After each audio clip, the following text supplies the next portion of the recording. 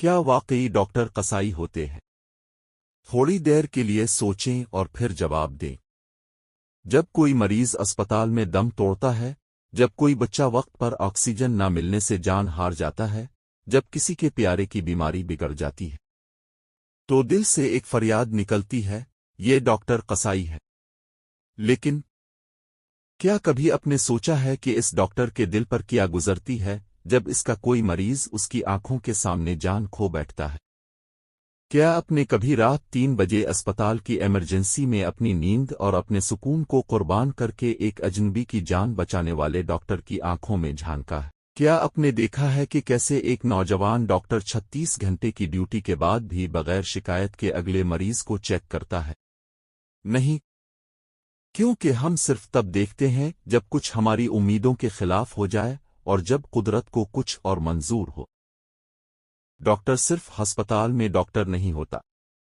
آپ اسے شادی میں روک کر دوائی پوچھ لیتے ہیں، راستے میں ایکس رے دکھا دیتے ہیں، گلی میں ملے تو بچے کا بخار بتا دیتے ہیں، اور وہ بغیر نخرے کے، بغیر فیس کے، آپ کو جواب دیتا۔ کیا کسی اور پیشے کا شخص یہ کرتا ہے؟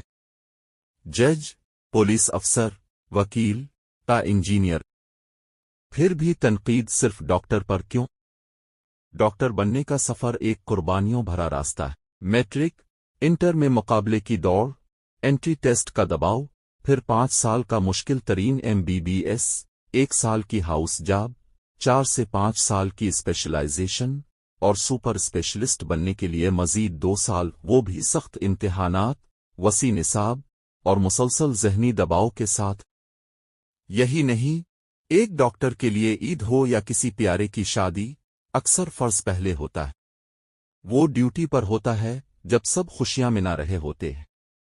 اس کی سوشل زندگی، ذاتی لمحے، سب قربان ہوتے ہیں صرف انسانیت کی خدمت کے لیے۔ جب ایک تجربہ کار پروفیسر ڈاکٹر، جس نے اپنی ساری زندگی طب کے شعبے کو دی، فیس لیتا ہے تو ہم اسے لوٹیرا کہتے ہیں۔ جبکہ وکیل مہنگا ہو تو کامیاب، انجینئر مہنگا ہو تو قابل، مگر ڈاکٹر مہنگا ہو تو ظالم۔ سینئر ڈاکٹر، پروفیسر، اسپیشلسٹ، ان کی فیس ان کی مہارت، تجربے اور قربانیوں کی قیمت ہے۔ پاکستانی ڈاکٹرز بلا شبہ دنیا کے بہترین معالج ہیں۔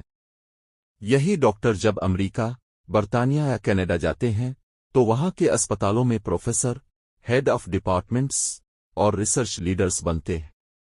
یہ وہی پاکستانی ڈاکٹر ہوتے ہیں جنہیں ہم یہاں قصائی کہہ دیتے ہیں۔ وہ دنیا میں میڈیکل کتابوں کے مصنف، نامور اسپیشلسٹ اور انسانی خدمت کی مثال ہیں۔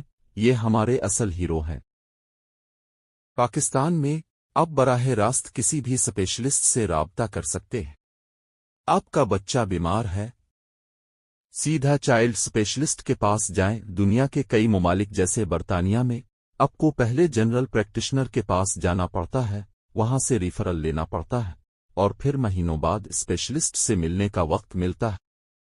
ایمرجنسی کی بات کریں تو وہاں بھی ٹراج سسٹم ہوتا ہے۔ اب کی حالت زیادہ سنگین نہ ہو تو گھنٹوں انتظار کرنا پڑتا ہے، جبکہ پاکستان میں اب براہ راست ایمرجنسی میں ڈاکٹر کے سامنے ہوتے ہیں۔ سرکاری اسپتالوں میں اکثر ایسا ہوتا ہے، ڈاکٹرز ٹیسٹ اور ادویات کے لیے مریضوں کو اپنی جیب سے پیسے دے رہے ہوتے ہیں، صرف اس لیے کہ اس کے سامنے ایک انسان تکلیف میں ہے۔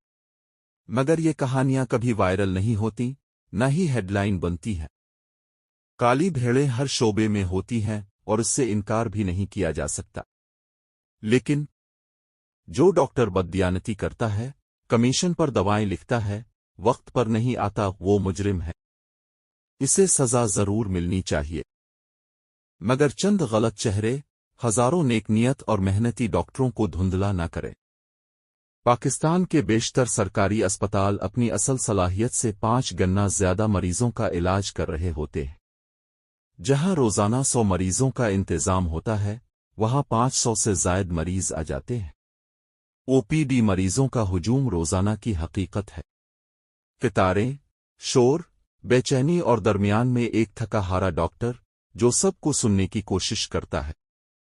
ڈاکٹر کو معلوم ہے کہ ہر مریض احترام، توجہ اور رہنمائی کا حق رکھتا ہے، مگر اسے جلدی کرنی پڑتی ہے۔ چند منٹ میں چیک اپ، دوا، مشورہ تاکہ زیادہ سے زیادہ مریض دیکھے جا سکیں۔ اس طرح کئی مریض عدم اطمینان کا شکار ہو جاتے ہیں اور الزام ڈاکٹر پر آتا ہے۔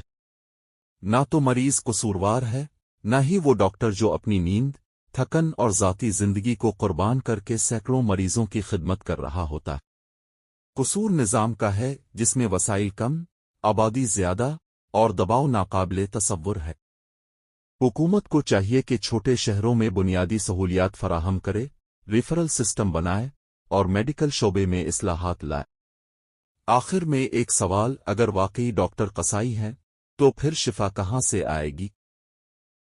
اگر میری باتیں اچھی لگی ہوں تو میرے چینل کو سبسکرائب کریں۔